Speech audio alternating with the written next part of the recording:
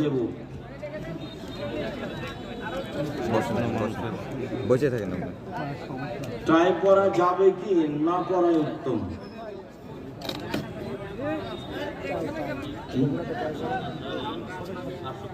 বিকৃত যৌনাচারে আসক্ত হলে ওই থেকে ফেরার উপায় কি? রাতে উঠে কান্নাকাটি করতে হবে, তাসবিহ তাহলিল করতে হবে, কোরআন তেলাওয়াত করতে হবে। বেতের সালাতে দোয়া কোনো পড়া কি বাধ্যতামূলক?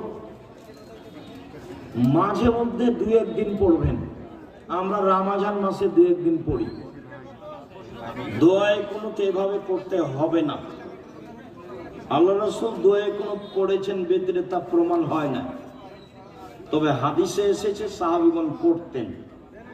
মাঝে মধ্যে দোয়ায় কোনো পড়বেন, বেতের পড়তেই হবে। দোয়ায় কোনো পড়তে পারেন মাঝে মধ্যে, দোয়ায় কোনো বেতের পড়লেই দোয়ায় কোনো পড়তে হবে কথা ঠিক নয়। কেউ যদি কোনোদিন দোয়ায় কোনো পড়তে চায় তাহলে বেতের সালাতে রুকুর আগে বা পরে পড়বে। কেউ যদি কোনোদিন দোয়ায় কোনো পড়তে চায় তাহলে বেতের সালাতে রুকুর আগে বা পরে পড়বে। কেউ যদি কোনোদিন দোয়ায় কোনো পড়তে চায় তাহলে বেতের সালাতে রুকুর আগে বা পরে পড়বে। বেতের পড়লে দোয়ায় কোনো পড়তে হবে এই কথা ঠিক নয়। শুকরিয়া, জাযাকুমুল্লাহ খায়ের।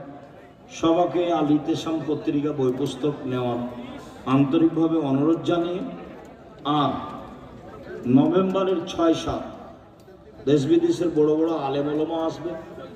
আর জামিয়া সালাফিয়া আপনাদের নিজের প্রতিষ্ঠান, আপনাদের এলাকায়।